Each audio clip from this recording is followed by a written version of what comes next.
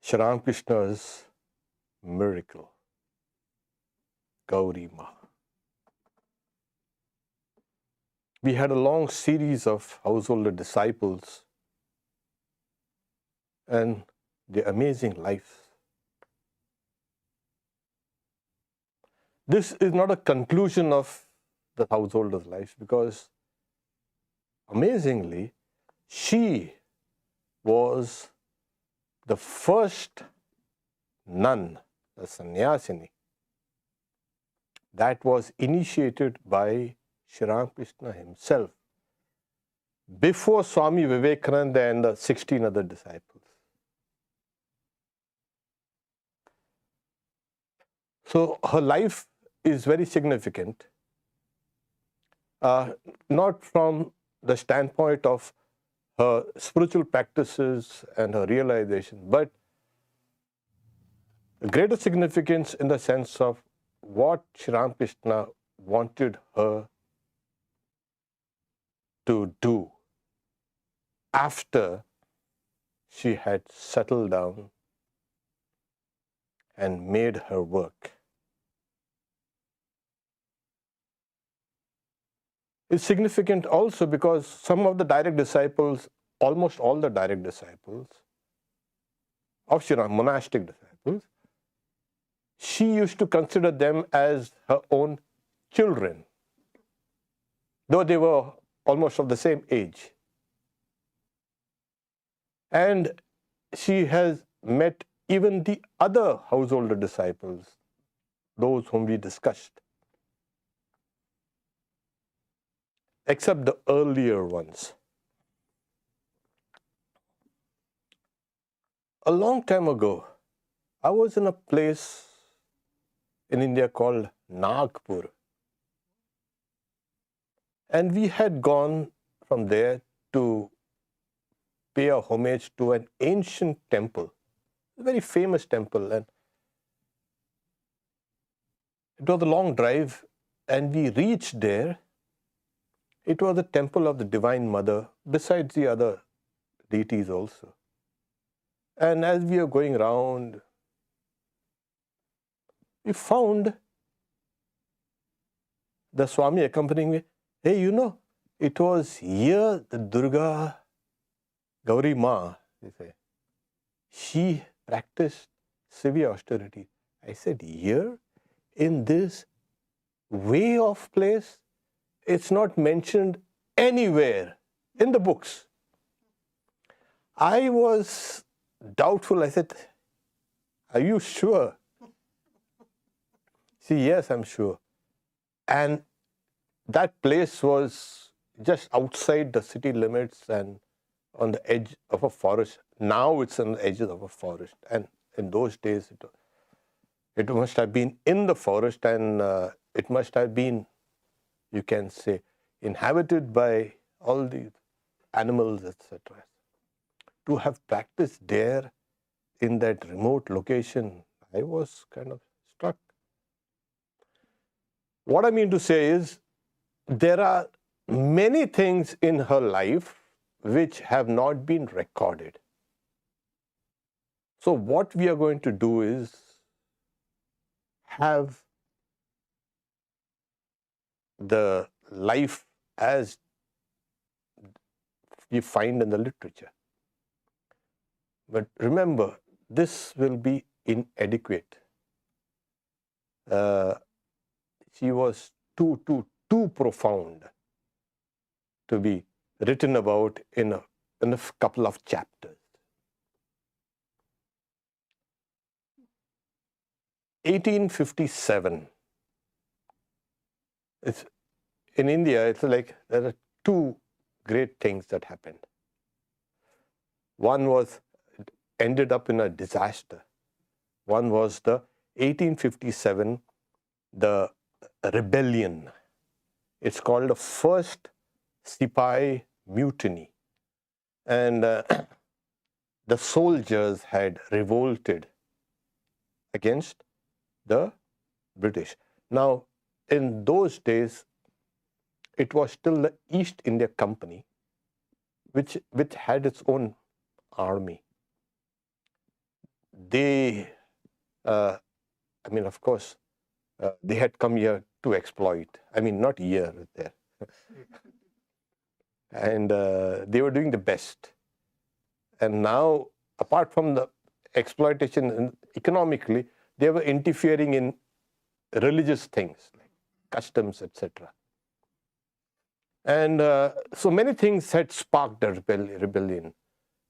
In fact, in the neighborhood of Sri Ramakrishna, which Sri Ramakrishna had gone to those barracks, it's still called Barrackpur. Pur is city, barracks. So there, Sri Ramakrishna used to go there, to Barrackpur. There was a Kaur Singh. There was a Sikh soldier employed under the British. There was that Punjab regiment, Sikh regiment. And those Sikh soldiers used to go. That was also the place where the rebellion had sparked, Barrackpur. And we don't find it anywhere mentioned in our literature.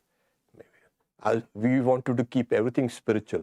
I just want to give you a kind of perspective where those were tumultuous times.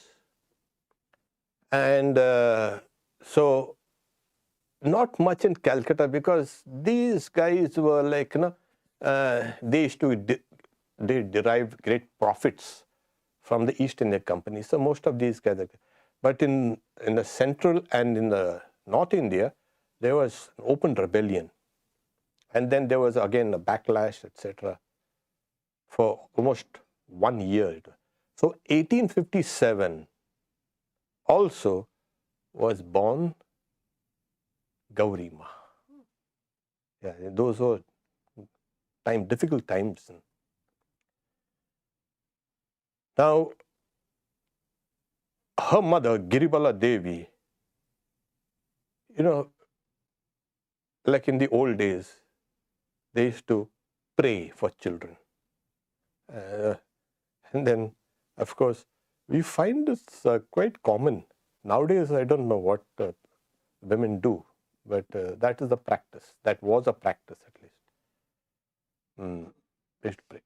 And in a dream, Giribala Devi saw the mother Durga appear and hand over a shining child.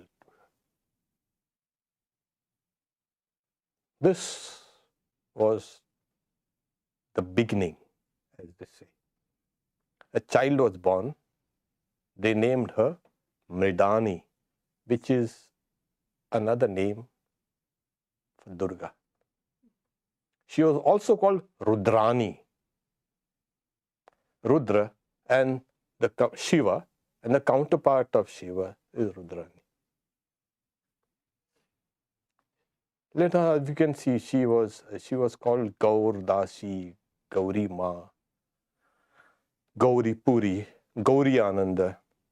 So Gauri is also another name for Durga, because Durga has a golden color. She had that golden color.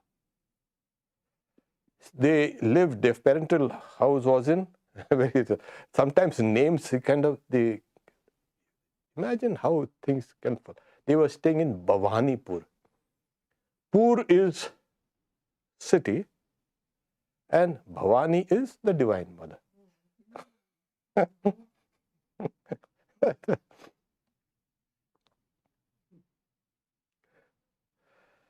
So she was the seventh child, I think. Yeah, she was the fourth child. She had four siblings, sisters, and 2 brothers. It was a large family. So Parvati Charan Das, Parvati Charan Bhattacharya, they are very strict and orthodox in his view. So that he was her father. And he would go to his office, work, with all the religious marks, and everybody, the British employers, they used to make fun of him. Giribala was very kind-hearted, very devoted, very religious, and She was very talented. She had composed devotional hymns. There were two books, Namasara and Vairagya Sangita Mala. The Namasara means the essence of the name, Japa, that's divine name. And Vairagya Sangita Mala, the garland of songs related to dispassion. Since her mother had inherited enough of a parental wealth, they were kind of well off. And the whole family used to stay at Bhawanipur. I remember passing through Bhawanipur on and off, hundreds of times. But I never could locate where the house is. We have a center nearby, two centers in fact nearby. So she was born, and they were well off, as they say, unlike the other populace that was around. So a palm, and rather an astrologer had predicted she will be a great yogini. Oh, there. And you can see, they say the morning shows the day. From your childhood, you will exhibit traits that will be expanded later in life. We always see that if there's a spiritual inclination, that child will exhibit that. And later, those very traits will develop. So she used to be busy with, the childish things in a nice spiritual way, worship of gods and goddesses, decorate the shrine, bring flowers, etc., prepare that. And that was, she was a very strict vegetarian, and her food and even her clothes, they were all kind of very simple. So this is, she had an uncle, Chandi, you call it Chandi Mama, who had traveled a bit in the North India, in the Himalayas. And he used to tell her about all those places in the Himalayas, in Haridwar, in Rishikesh, where you can see the Himalayas. And there are so many yogis and so many monks. And that fueled her imagination. And, it's always like that. There are some dreams that are actualized and some dreams not actualized. Maybe because we don't have that kind of strength to go. We see Gauri Ma, but trying to actualizing those early, you can say, aspirations, dreams of us. Now, a little note about this Himalayas. Now, people are everywhere, and there's electricity, and there's telephones, and there's mobile phones, and it's like a big city. In those days, and I have seen those places, oh my God, when it's evening, it's pitch dark. It was full of wild animals. I mean animals, tigers and leopards and etc., bears. Those places, even today, if you just leave the city limits of Rishikesh or Haridwar, oh my God, you enter into a kind of a different realm. You will see how dangerous it was. Yes. She was very fearless. I remember one time I was walking down a lonely road alone in the middle of the night in the Himalayas. And my heart was palpitating. And then what I did was, I took a thick, I have a very shawl, I wrapped it around my neck. I said, these big cats, the first thing they do is pounce on a neck. So at least I'll be able to save my neck. And I'm constantly chanting and playing and praying and chanting and praying. And I was just reflecting, she used to live there in those places, and she is a woman. And not only that, she is a beautiful woman. How she managed, we will see how the whole thing starts unfolding. But you can understand that she had that tremendous devotion and reliance on God. That is what actually saved her.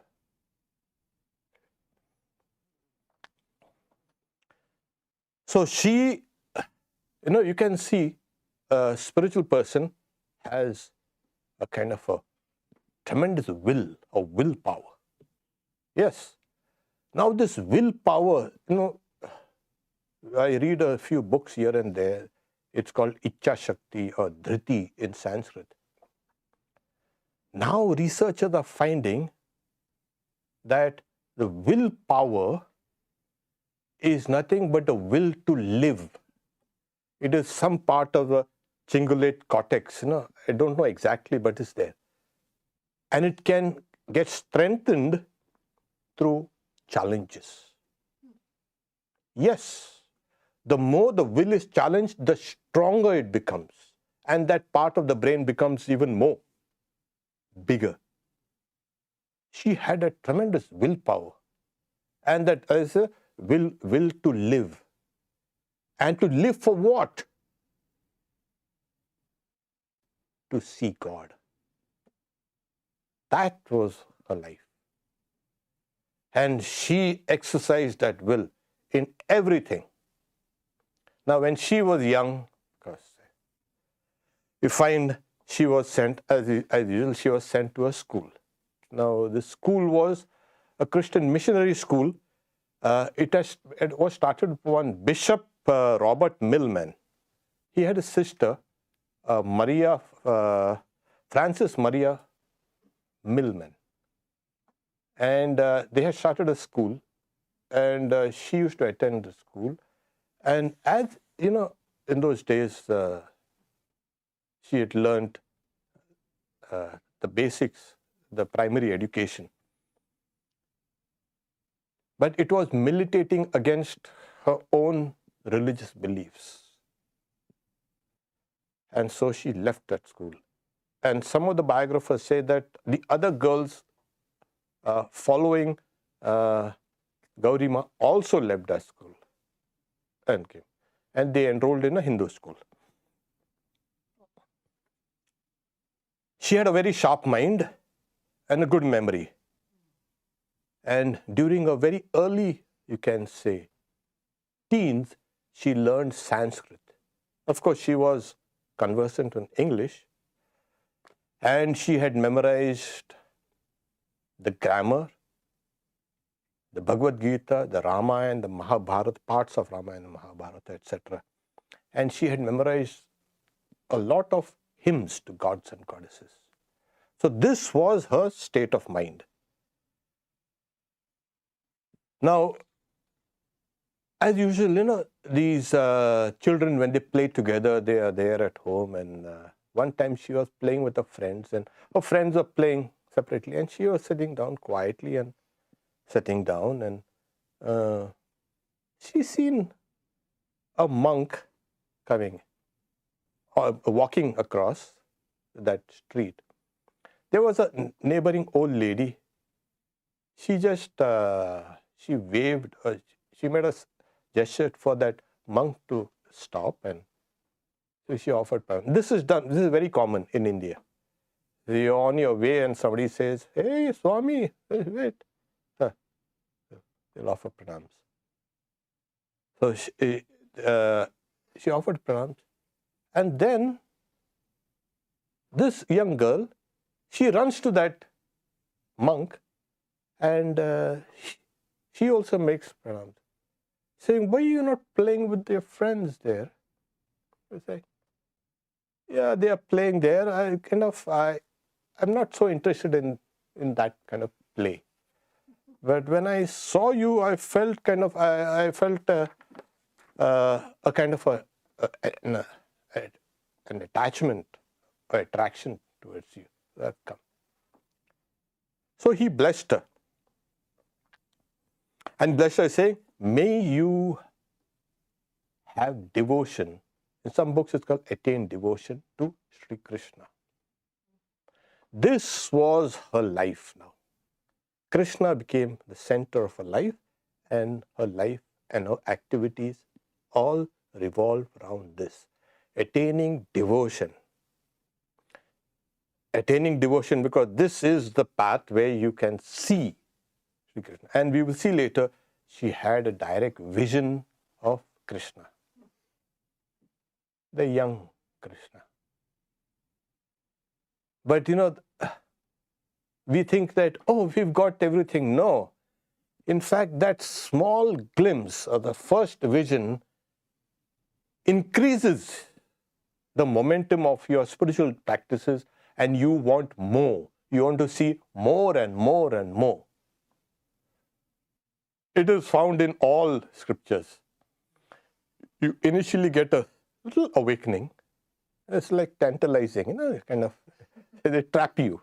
God traps you. And then he said, now you search for me. This very thing makes that person's spiritual life very intense. And we'll see how she had become very intense in her life. And she could not stand any obstacle. That is that willpower. So now that monk was there, and he blessed her, and said, now that constant, who is that monk? The biographers don't say how she kind of reached out again, but she asked that old lady who had stopped that monk and made pranams, where is that monk from? And she had said that, there's a place called Barakpur. That's why I bought Barakpur. Called Nimta Gola. Now, in some books, it's called Nimta. Today, it's called Nimta. So, what happened was, she had an aunt who lived nearby. So, this is closer to one of our center called Bulgaria. Bulgaria, our Sacramento Swami who had come, he grew up in Bulgaria, in one of the centers, of course. And here you find she has reached there with her brother, Avinash Chandra, elder brother. And they go to an aunt's house. Now in India, everybody is uncle and aunt. Whether it's the real aunt, we don't know. I mean, the blood, everybody. Here you go there, in India, everybody is an aunt and everybody is uncle and aunt. So it's something like that. She goes there and she is now searching. What happens is, at one point of time, you have a tremendous intuition about things. When you're looking for something, you become very intuitive. You become hyper. And she was there and she was looking out for this monk who had blessed her. And she meets a few, you can say, farmers there, saying, have you seen the monk here staying nearby? And she says, in a banana grove. We don't know how she got it. I can say that, yeah, it could be an intuition, or it could be a signal or something that she gets in a dream. Because when you are going to get initiated by somebody, either you get a direct kind of message, hey, come there, or you get a first indication to a dream. So here, she searched for the place and she found the banana grove, and she saw a small thatched cottage, not a cottage, just a kind of small one-room kind of hut. She enters and sees, oh, there is this monk who was in meditation. And he was in meditation. And after some time, when he came out of meditation, he saw her and he was delighted. And he arranged for her to stay at a neighbor's house because she wanted to be initiated. She had to be initiated. So the next day was Ras Purnima, a very sacred day for the Krishna devotees, where Krishna enacts that great play of his, where it symbolizes he, as the Supreme Soul, attracts the individual souls. So Ras Purnima was there, and and he had told her, next morning, bathe in the Ganges and come. And she did. And so he initiated her. Now, meanwhile, absence at home, and it was chaotic there. They were searching for her. And then her brother, he had gone round, he inquired, and then he discovered her there. And in a way, he was relieved. And the monk says, you see, don't scold. And his words he says is, she's just a little girl. It's hard to keep a yellow bird in a cage. So that was it. Gauri, yellow, like the color of Durga, and it's very difficult to catch. This itself indicated she would not be able to be bound. So they came back. They came back to the house at Bhawanipur, and everybody was happy that they came. In a few days after this incident, a nun from Vrindavan, it's most probably again a Vaishnava nun, she was staying there in their house. And she used to carry, as they say, a symbol, it's an aniconic symbol of Narayana or Vishnu. It's called Damodar Shila or Narayan Shila or Vishnu Shila. Now, if that symbol of Vishnu or Narayana is even kept in a temple, it has hundreds of rituals connected to that. It's troublesome. That's why traditional families, they take that and they bring it to some of our centers. Oh, can you take care of this thing? You cannot eat non-vegetarian food. You cannot eat this, you cannot eat that. You got to bathe, you got to touch it, you got to feed it. It is a big hassle for those who are not religious. Yes, and if there is a slight fault in that, you're in big trouble then. So even keeping it there in the house or in a temple connected to it, it's a big hassle. She used to carry that around. There are these various sects. The Lingayat sect, they carry the Shiva Linga. They also, you cannot keep it down without those rituals. You have to carry it. And it has to be above your heart.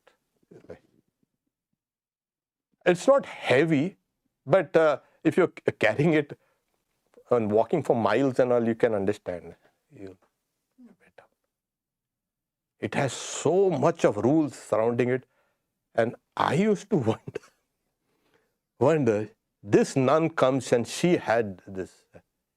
And one time at home in Gauri Ma's, she had a vision. We don't know what it was, but it is obvious it was connected to Krishna and Vishnu. And she says, this image of God is my all in all. My child, he is very living. This symbol is very living. He has fallen in love with you. So I hand him over to you as a precious gift, and it will do you good. So she also says that you are old enough to be my daughter. She was elderly. But now I'll consider you as my sister. Now this image, we have handled it, and you have to use a Ganges water and this and that. You just cannot hold it. Right? Ganges water and all that. These are special stones. And I used to wonder, they are kind of big pebbles. They're not real pebbles. They're cracked in the center, and you can open them. They're gently. And I, the Vedantin type, Oh, this is a fossil. It's an ammonite fossil. And the other guys, the orthodox, look at this guy. So, these ammonites, as you know, they were sea creatures, like, having shells, with that, like the Fibonacci, you can say, shell pattern. And they were sea shells, they're living sea creatures, but they are found only in the Himalayas, those stones, in a river called Kali Gandaki. It's a tributary of Gandaki. With Gandaki that flows from Nepal into India. So we know that the Himalayas itself were actually at the bottom of the sea, and then the Indian subcontinent came and slammed it, and then the Himalayas rose. So all through you find traces of sea life, sea creatures in the Himalayas. You wonder how did they end up here? That's because of it. So these are ammonite fossils, returned in stone, of course, and they have the signs of Vishnu, and so they are considered sacred. It's called a Shalagrama. Shila is stone. Shalagrama is. So and now Gauri Ma inherited that, and she carried it all through her life. Now this is one thing, I could have just said, she carried it. The trouble, the religious purity, etc., and the devotions required to carry that all through your life is staggering. It is not possible for ordinary people. Simple, not possible at all. Even if you have some tepid devotion, you will get tired of it in 3 days. My God, so much. And she was brought up in these orthodox, you can say, habits and families and this and that. She stuck to it. So that Nana said, he fell in love with you, so I hand him over to you, my child. So she had a vision of that. Probably the vision told her, you hand me over to her. She has inherited. So this is the beginning of her life. The grounding, as you say. I'll stop here for questions, if there are. And I think initially I was planning to have it 2 classes, and I said 3 classes. I think that will go to, even 4. Yeah, why not? Because her life, earlier life is great, and the second part of her life is even greater. What she did And you know, Sri Ramakrishna says she is a perfected soul. Yeah, and Sri Ramakrishna, you should make everybody perfect, whoever came. Every Tom, Dick, and Harry who went to, they became perfect. But she already had all the requisite materials for perfection. Then just a little thing. And Sri Ramakrishna now molded her accordingly. Okay. We'll stop here for today. To make a few announcements. Tomorrow is Karma Yoga. We start at 10 and here in Seattle. We'll start with the what is Karma Yoga a talk, and then we'll assign a few duties. Sunday, 10 a.m., there will be a talk on the Great Confluence. Okay, yeah. So that will be something. Then we also will. We also have Mother's Children at 9:50, and we have also Wednesdays and Thursdays. We have these study groups. Please go to our website, check your calendar. Fine. So tomorrow is Karma Yoga, and day after tomorrow, Confluence. There's no question. Okay, we'll have the Om Shanti Shanti Shanti Hari Om Tat Sat Sri Ramakrishna Arpanamastu.